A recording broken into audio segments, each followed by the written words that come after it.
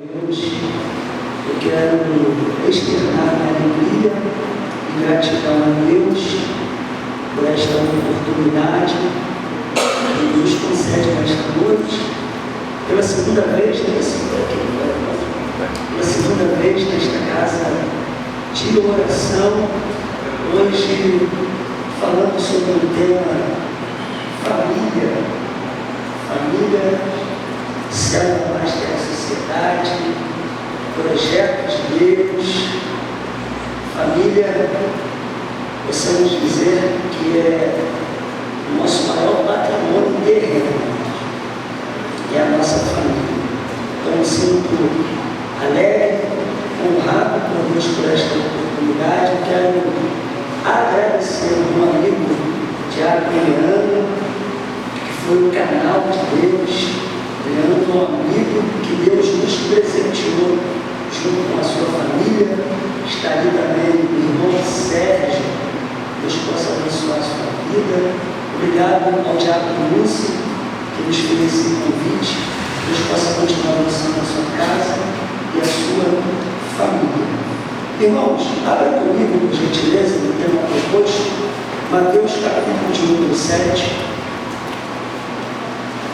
Quero agradecer também aos pastores desta igreja por confiar neste santo ministério, esta grandíssima responsabilidade a esses homens para estar aqui exercendo o seu ministério, fazendo a poderosa obra de Deus.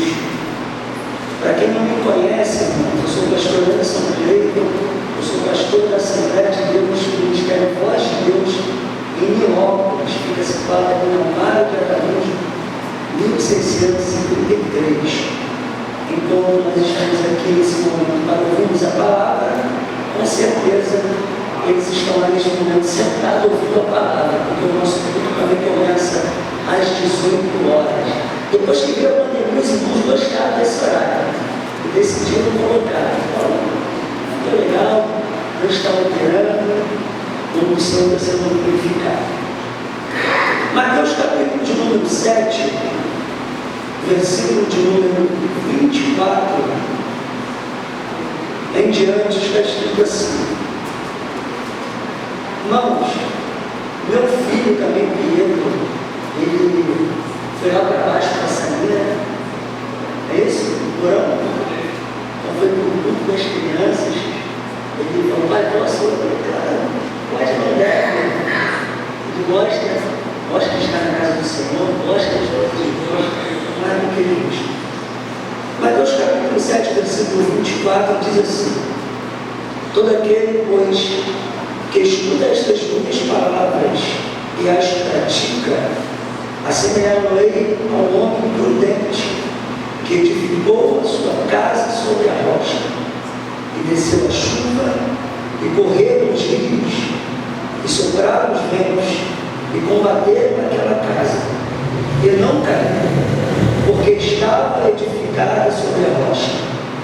E aquele que ouve essas minhas palavras e a não cumpre, compará-lo-ei ao homem insensato, que edificou a sua casa sobre a areia, e desceu a chuva, e correram os rios, e sopraram os ventos, e combateram aquela casa, e caiu, e foi grande a sua queda.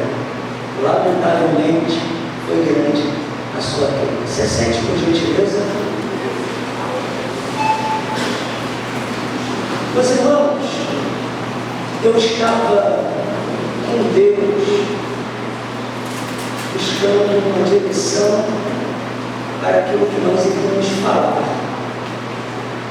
Nós sabemos que quando temos uma oportunidade para explanar a poderosa palavra do Senhor, por mais que a emoção às vezes fala, nós não podemos falar por nós mesmos. Nós temos que falar aquilo que Deus nos orienta a falar. Eu estava em Deus buscando uma direção para esta noite, uma palavra para edificar a vida dos irmãos. Claro, não poderia ser fora desse texto por questão de ética, E o Senhor me levou em outra direção. Eu quero fazer uma pergunta aqui, e essa pergunta não é retórica. Eu quero que vocês se manifestem comigo. Quem estava aqui no dia de ontem das palestras, levanta a mão. Quase todos, não é verdade? E eu estava perguntando, Senhor, o que falar, o que falar, o que falar? O Senhor quer falar com o povo, o Senhor quer tratar com o povo, e certamente o Senhor me direcionou algumas coisas que os irmãos iriam ouvir durante esses dias, dentro deste tema proposto: casa, família, edificação. Nós sabemos que nesses últimos dias a família tem sido presa fácil, alvo do nosso adversário. Se nós fôssemos denominar aqui algumas áreas, certamente ficaríamos aqui alguns minutos falando sobre quais áreas do inimigo ele ataca dentro do nosso seio familiar. Mas quando eu estava orando e pedindo a Deus uma direção sobre o que falar nesta noite, o Senhor colocou algo muito importante, interessante sobre este texto no meu coração, e eu quero compartilhar com vocês. Jesus, no capítulo 7 de Mateus, dentro do contexto desse texto que nós acabamos de ler, ele está falando ou completando o seu sermão da montanha, ou sermão do monte. No sermão do monte ou da montanha, Jesus ele vai tratar sobre diversos assuntos. John Stott ele vai até dizer que Jesus fala sobre vida secular, Jesus fala sobre vida amorosa, Jesus fala sobre vida social, Jesus fala sobre vida financeira, Jesus fala sobre convivência, Jesus fala sobre vários assuntos. Mas quando Jesus ele está encerrando ou completando este sermão, dentro daquilo que ele falou em Mateus capítulo de número 5, Jesus ele vai falar sobre alguns assuntos que abordam o nosso dia a dia, que aborda a nossa vida diária. No capítulo de número 7, Jesus, antes de completar o seu sermão, ele vai falar sobre o hábito de julgar um ao outro. No versículo 1 do capítulo de número 7, Jesus vai dizer: não julgueis, para que não sejam julgados, porque com o juízo com que julgares sereis julgados, e com a medida com que tiveres medido, vos hão de medir. Jesus também vai falar sobre a bondade de Deus, e dentro desta bondade e misericórdia ele vai falar sobre que o poder e a graça de Deus ela é capaz de alcançar. E no versículo de número 7 ele vai dizer: pedi e dá-se-vos-á, buscai e encontrareis, batei e abri-se-vos-á, porque aquele que pede recebe, o que busca encontra, o que bate se abre. Jesus também vai falar no versículo 13 sobre os dois caminhos: o caminho estreito, que é a porta estreita, e o caminho largo, que é a porta larga. E Jesus vai dar uma orientação espiritual aos discípulos e a multidão dizendo: entrai pela porta estreita, porque larga e espaçoso é o caminho que conduz à perdição, e muitos são o que entram por ela, porque estreita é a porta e apertado o caminho que leva à vida eterna, e poucos são os que a encontram. Jesus também, dentro deste texto, ele vai falar no versículo 14 sobre os falsos profetas.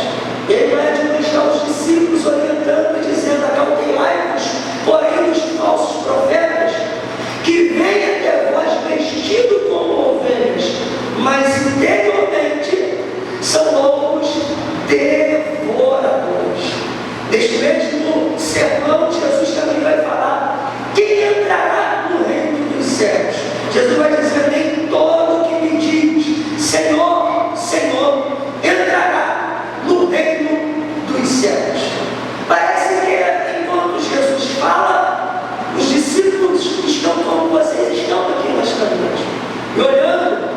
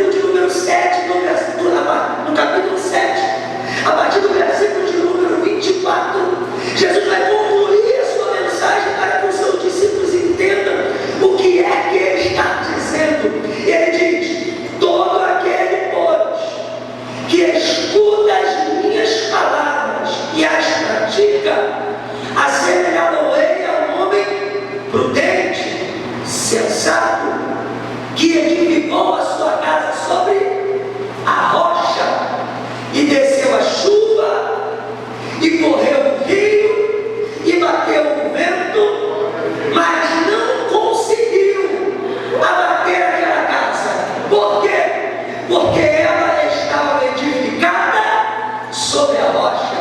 Olha o que Jesus está dizendo: quem ouve e pratica tem estabilidade. Quem ouve e pratica tem firmeza. Quem ouve e pratica. Talvez alguém está dizendo: que maravilha o que Jesus está falando, que coisa linda essa ministração. Mas Jesus vai dizer: tem uma outra classe, porque Jesus não fala para as paredes.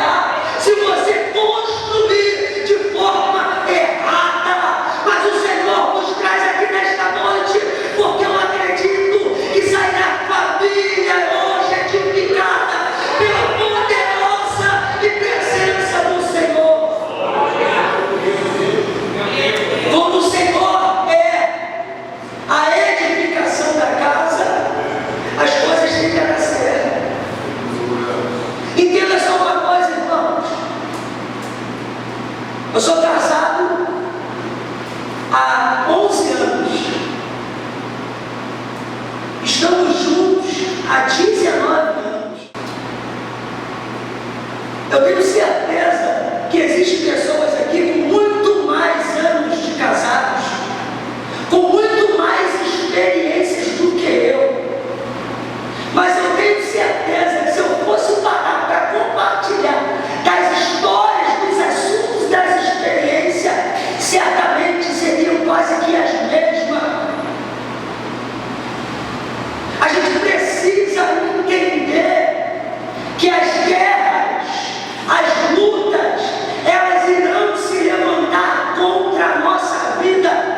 E em alguns momentos, sabendo o nosso adversário, que nós não somos capazes de ser atingidos, ele irá atingir a área mais vulnerável, que muitas das vezes se chama família.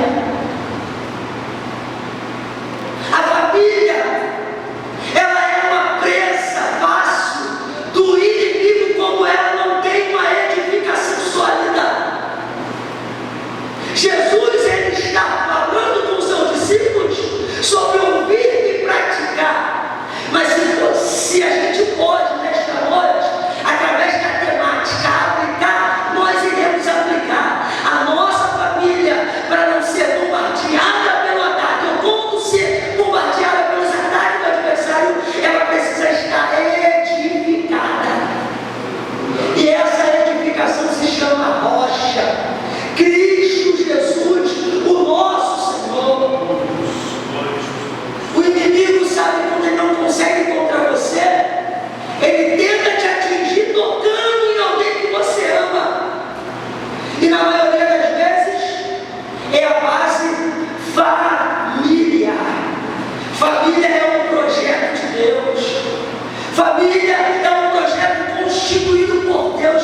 Família é um projeto divino. Se tem alguém que odeia a família, esse alguém se chama diabo. Se tem alguém que tenta todos os momentos contra a família, esse alguém se chama inferno. O inimigo não está satisfeito em ver o amor, a compreensão. O inimigo não está satisfeito em ver a união, o crescimento dentro da sua casa, no seio da sua família. Logo ele vai tentar de tudo para destruir, para arruinar. Mas eu estou aqui hoje debaixo de uma palavra profética. Salmo 91, versículo de número 10. Sabe o que está escrito, irmão? Não, sabe o que está escrito? O Senhor vai guardar a sua casa.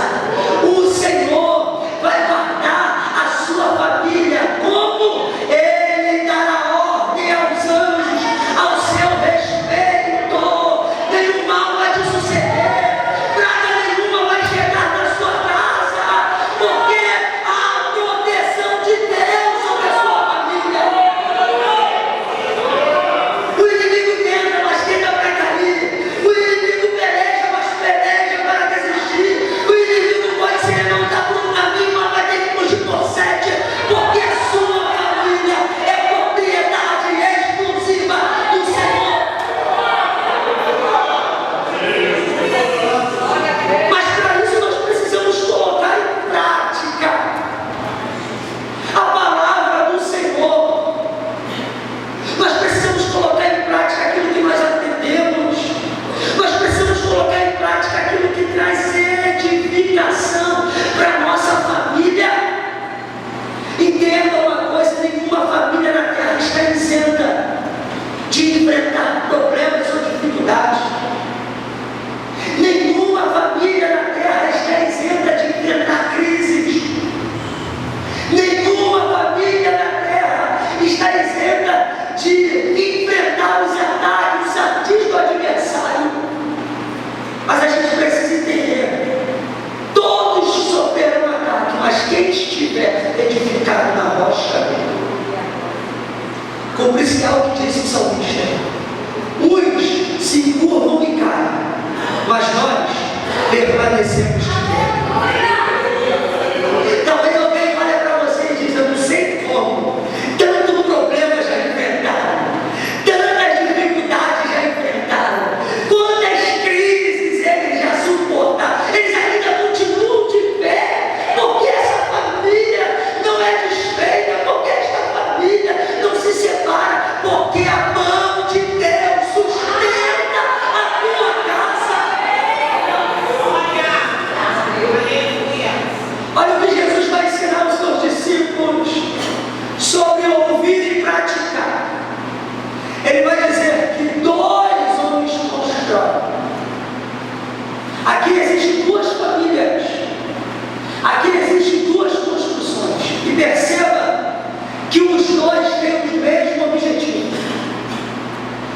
dois têm a mesma intenção.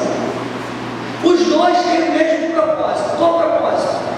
Edificar, construir. A diferença é: um vai construir no lugar certo e o outro vai construir no lugar errado. E Jesus vai dizer por quê? Porque alguém ouviu, mas não colocou em prática.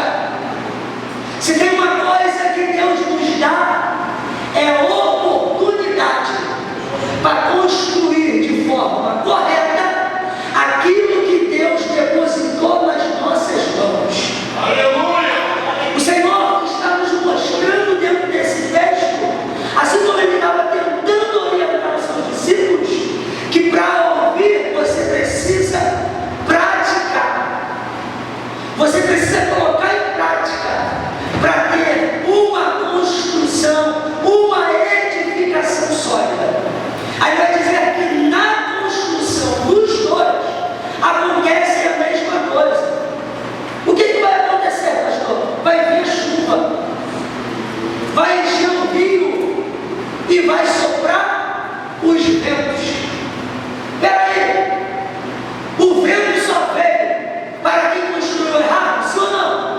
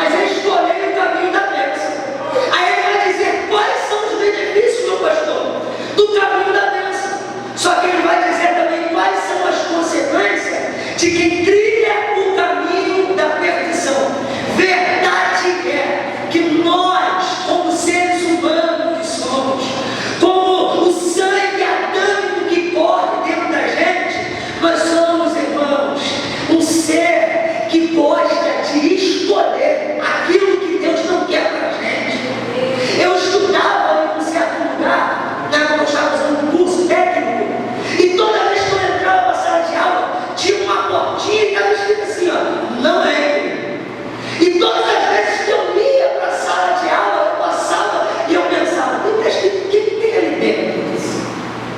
O que deve ter ali dentro? Todo dia eu passava, não entra. E eu pensava, se eu abrir, só estava vendo um trigo, sem cadeado, o que deve ter lá dentro? Sabe, as coisas na nossa vida às vezes é assim.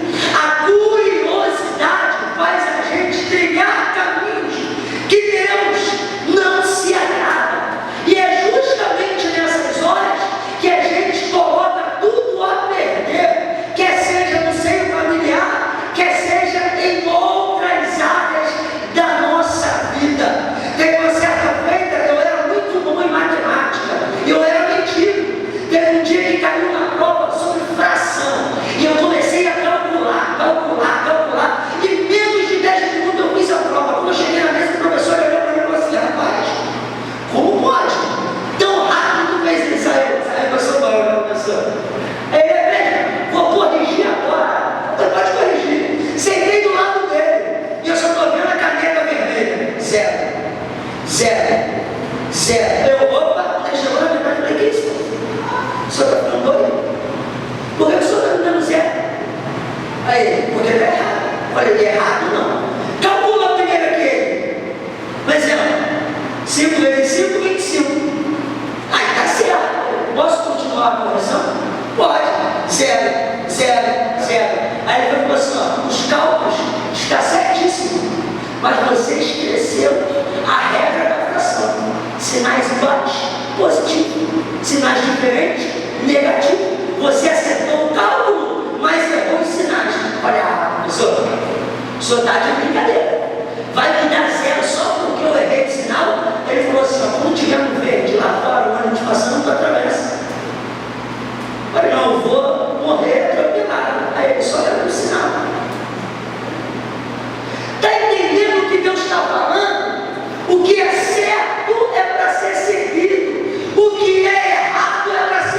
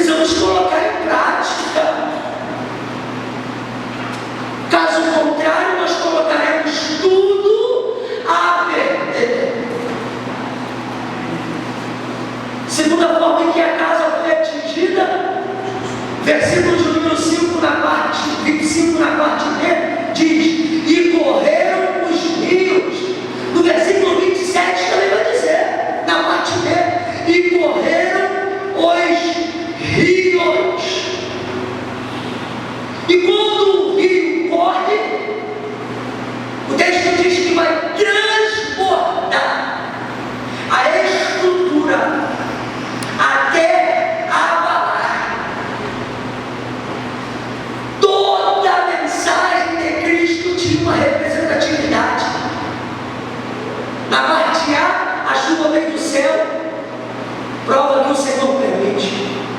Na parte B, o rio vem de baixo para abater a estrutura. E a gente precisa entender que existem muitas coisas, enxurradas, problemas. Às vezes parece ser mais forte que nós. Aqui representa ataques do inimigo. E nós, como servos de Deus, como cristãos que somos, como pessoas alicerçadas e firmes na presença de Deus que somos, precisamos entender que nós devemos estar preparados, conforme está escrito em Efésios, capítulo de número 6, no versículo de número 10. No demais, irmãos meus, fortalecei-vos no Senhor e na força do seu poder, revestidos de toda a armadura de Deus, para que possais estar firmes contra toda a astuta e cilada do diabo. Nós precisamos entender que quando nós estamos edificados, quando nós estamos revestidos, o inimigo se levanta, mas se levanta para cair. Por quê? Porque nós estamos guardados, porque nós estamos alicerçados, porque nós estamos protegidos pelo poder de Deus. Eu vou dizer uma coisa: esses ataques que nós enfrentamos, ele é diário. Todo dia o inimigo se levanta. Eu costumo dizer lá na igreja que, diferente do nosso inimigo, falta em nós estratégia para guerrear as nossas guerras. O diabo não faz nada sem antes estudar. O diabo não faz nada sem antes ele não planejar. Ele vai ganhando campo aos poucos. Eu costumo dizer, irmãos, que ninguém sofre ataque de um dia para o outro. Ninguém cai de repente.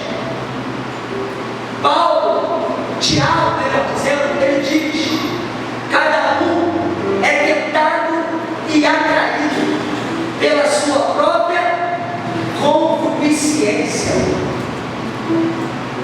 E tendo a concupiscência concedido, ele diz que dá a luz ao pecado. Essa dá a luz, ele está dando alusão a uma gestante, a uma gravidez. Tu percebe que quando alguém peca, antes de pecar, ele primeiro gerou o pecado. O pecado começa através do olhar, vem para a mente, até chegar ao coração e você praticá-lo. Sabe o que isso quer dizer? Ninguém cai de um dia para o outro, ninguém é atacado de um dia para o outro. Ele diz que cada um é atraído e engodado. Você sabe o que é engodo? Engodo é uma isca artificial que os pescadores utilizam para pegar peixe, para pescar. Imagina o peixe esperando o alimento. Ao pescador coloca a isca de borracha, aí ele lança no mar. Suponhamos que eu sou um peixe que gosta de camarão. E quando eu vejo camarão, eu falo: opa, camarão. E eu vou todo se querendo. E quando eu boto, tinha aparência de camarão. Era igual o camarão, mas não era camarão. O diabo sabe do que você gosta. O diabo sabe qual é a área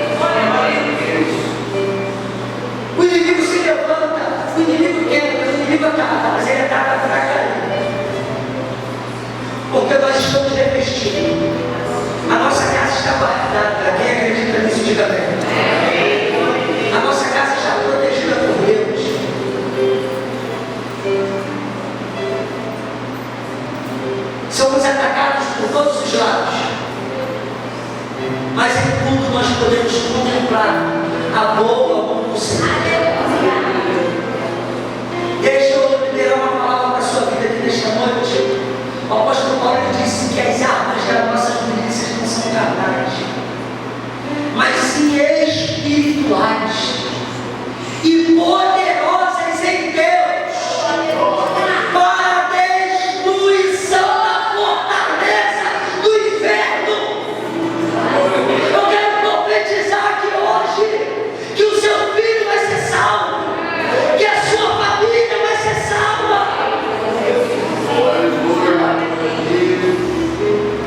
Porque Deus tem promessa. Esse que nos fala, sabe aonde Jesus me encontrou? Eu comecei a ficar maconha com 13 anos. Hoje eu estou com 36.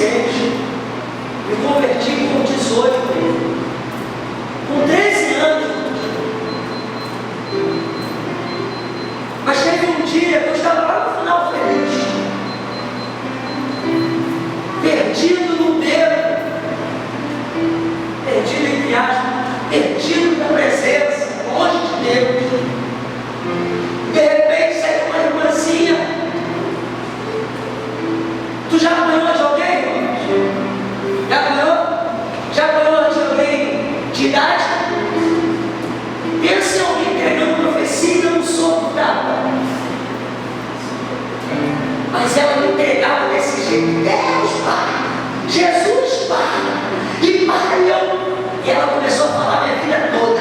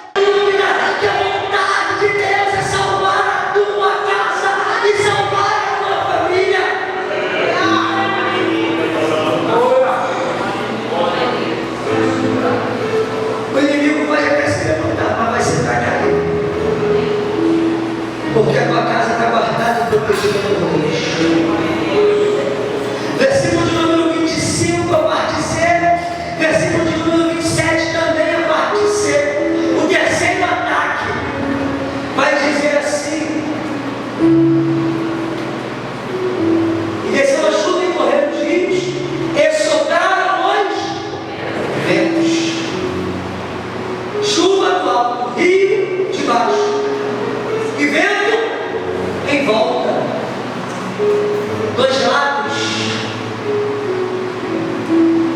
As 2 casas foram atacadas.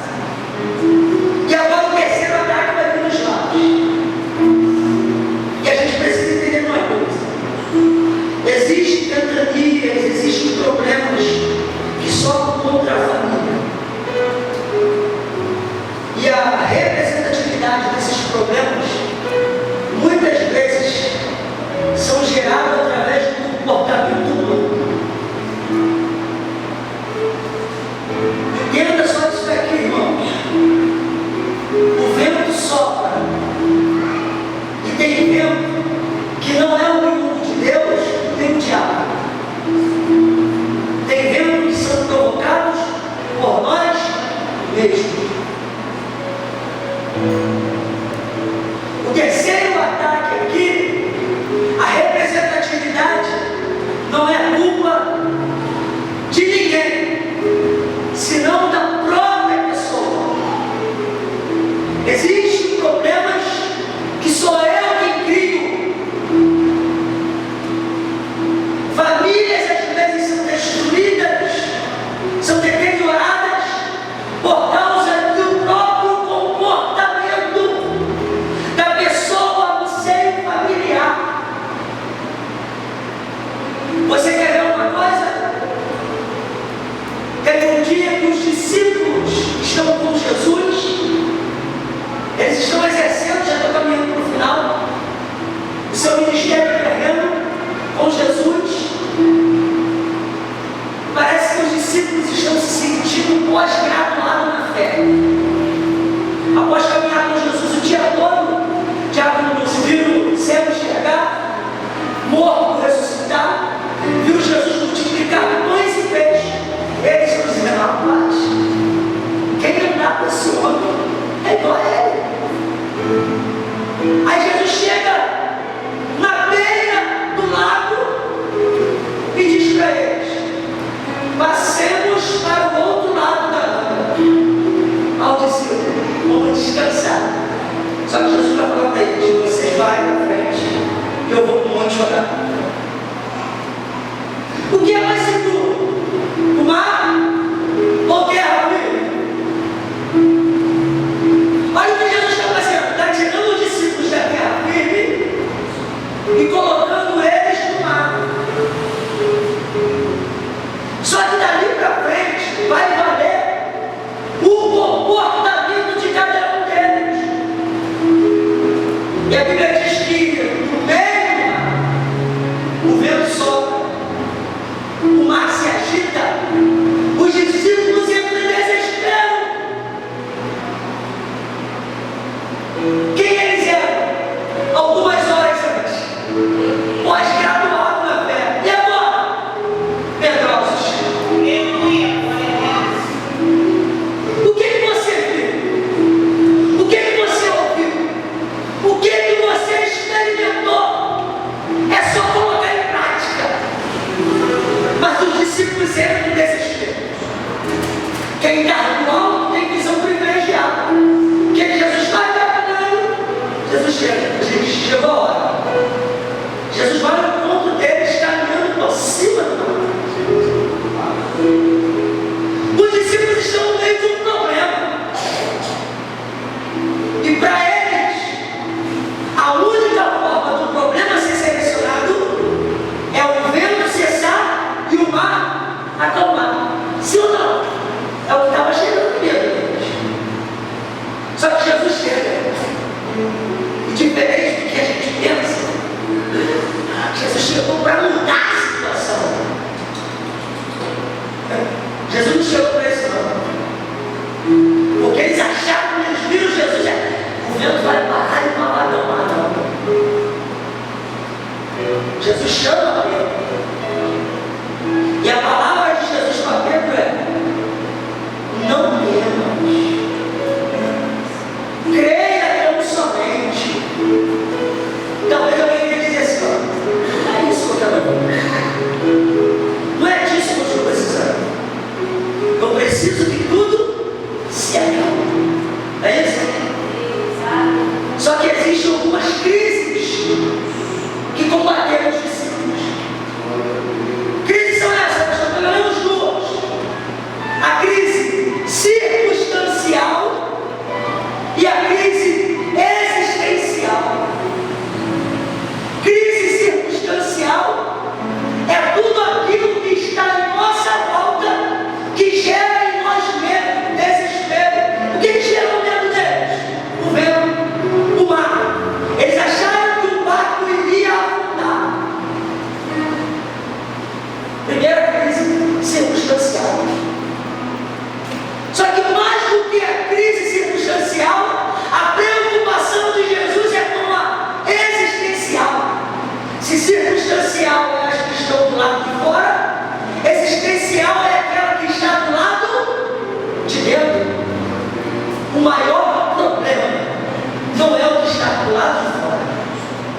maior problema é aquele que está dentro de você.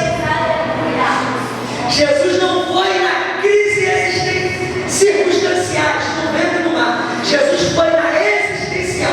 A que estava no coração, a que estava na mente, a que estava no interior. Porque Jesus entendeu que quando a gente consegue derrubar um gigante que está dentro de nós, tudo que está do lado de fora é resolvido na mesma hora. O que gerou a crise foi o medo dos discípulos. O vento foi o medo dos discípulos. Mas quando eu ouço e coloco em prática, tudo que está em minha volta começa a se transformar, começa a mudar. A gente poderia falar em muitas coisas, irmãos, que nós criamos e gera crise do lado de dentro da nossa casa. No seio familiar, a gente poderia falar sobre a falta de atenção, como foi dito aqui nesta noite. O filho está no quarto, manda um WhatsApp para a mãe que está na cozinha, vai saber, mãe.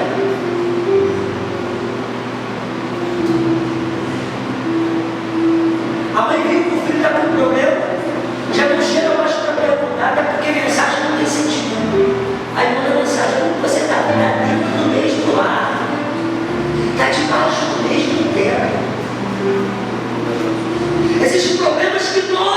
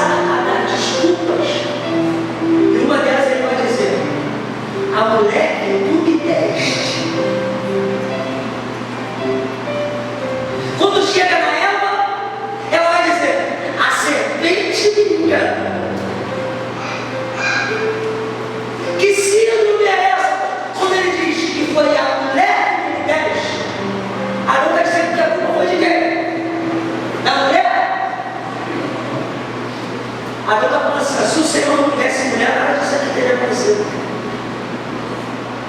Olha como a gente tem uma facilidade de transferir as nossas responsabilidades. Existem coisas que acontecem na nossa vida, na nossa família, no nosso dia a dia, que Deus não é o culpado. O diabo não é o culpado. As pessoas não são culpadas.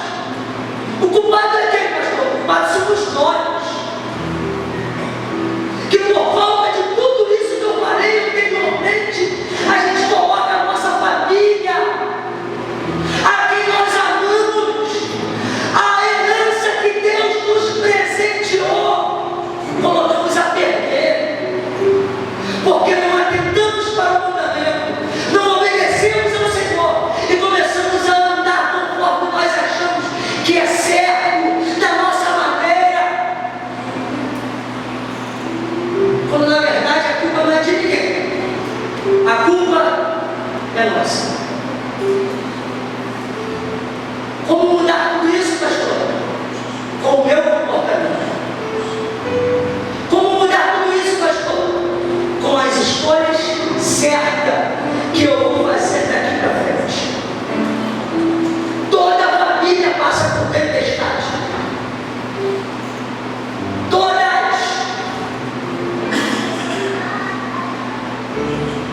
Mas a diferença depende de onde cada uma delas está firmada. Eu vou repetir, eu caminho para o final. Todas as famílias vão enfrentar problemas. Algumas vão se deteriorar, outras vão ser abatidas, porque a sua edificação não foi em um solo estruturado, mas quem edificar